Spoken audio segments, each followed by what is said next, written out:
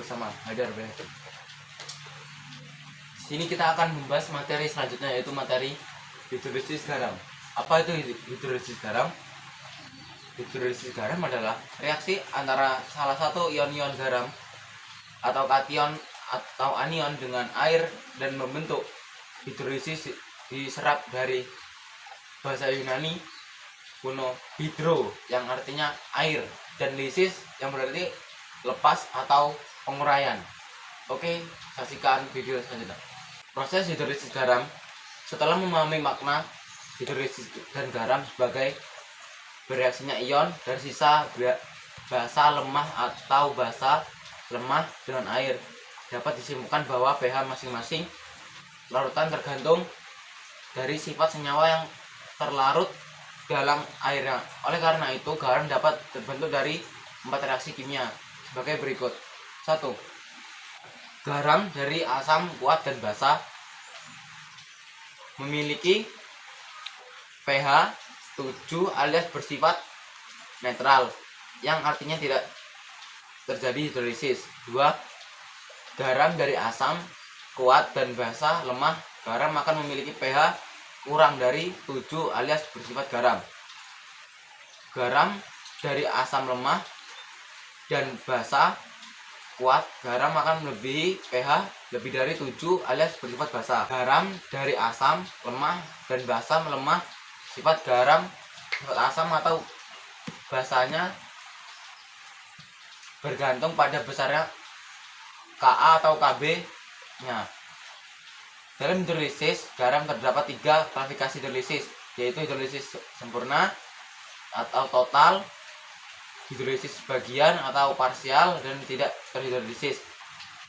Hidrolisis sempurna terjadi dari asam lemah dan basa lemah, sedangkan kebalikannya, tidak terhidrolisis terjadi dari asam kuat dan basa lemah dan basa kuat.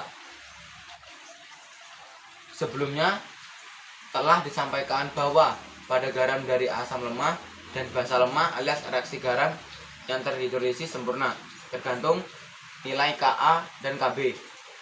Ka sama dengan Kb, maka garam bersifat netral. Ka lebih dari Kb sama dengan maka garam bersifat asam. Ka kurang dari Kb, maka garam bersifat basa.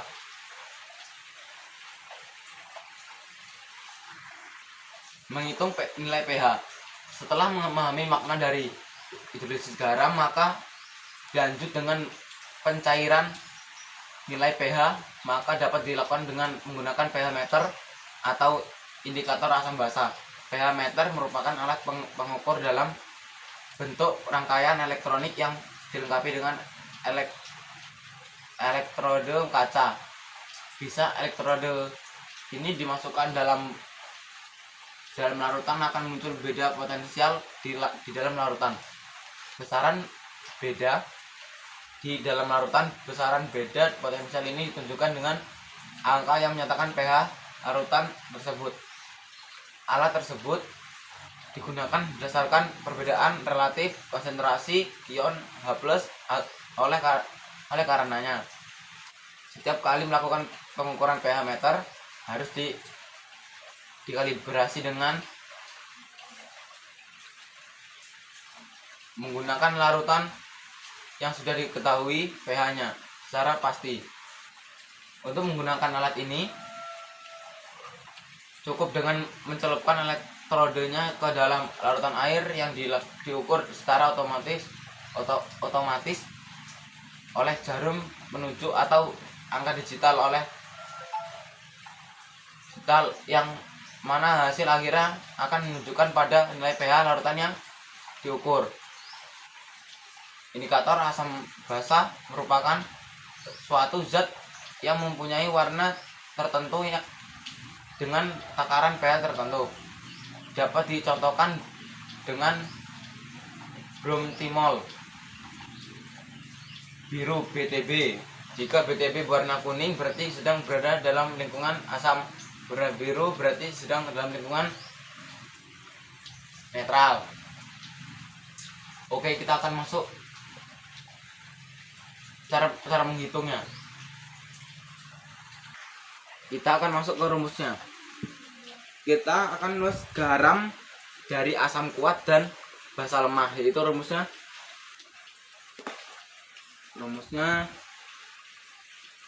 H plus dikurungin sama dengan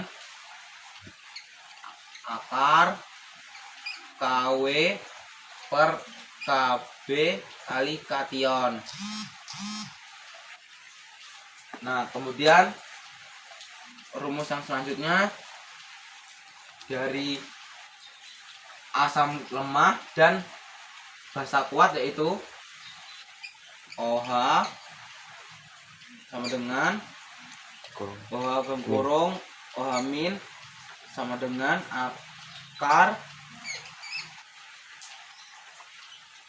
akar KW per Ka kali anion.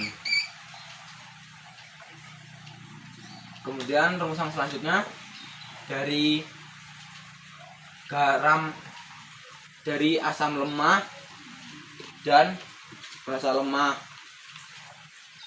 yaitu H plus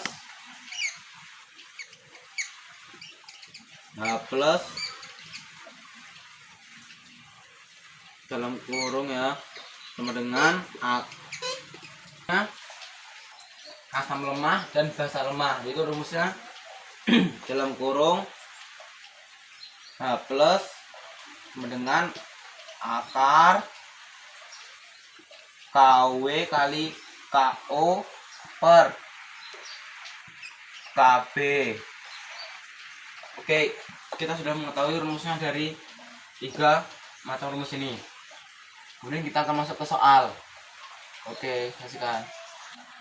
Kita sekarang menggunakan contoh asam kuat basa lemah. Soalnya CH3COONH4 0,1 M, Ka-nya diketahui CH3COOH sama dengan 10 pangkat min 5, dan Kb diketahui NH3 sama dengan 10 min 5. Kita masukkan ke rumus. Karena ini asam kuat basa lemah, rumus H plus dengan karena sama-sama lemah, kita menggunakan rumus H plus akar KW per KA akar KW kali KA per KB. Akan masukkan 10 kurang 14 kali 10 min 5 per 10 pangkat min 5. Hasilnya akar 10 min 14 sama dengan 10 min akar min pangkat min 7, pH nya menjadi 7. Lautan ini bersifat netral karena larutannya 7, pH nya 7 karena karena pH nya 7. Kita kedatangan tamu Mas Ihsan untuk memberikan pertanyaan kepada saya. Gimana Mas Ihsan, ada pertanyaan yang kurang jelas? Saya dari penjelasan ini cukup jelas, dan saya mau bertanya, kira-kira dalam kehidupan sehari-hari itu hidrolisis garam itu contohnya apa saja? hidrolisis garam biasanya itu terdapat di pemutih pakaian, bahan pembuatan sabun rumah tangga, dan pencernih air. Nah itu bersifat apa? Bersifat basah. Kalau yang garam asam, Kalau garam asam tuh apa ya?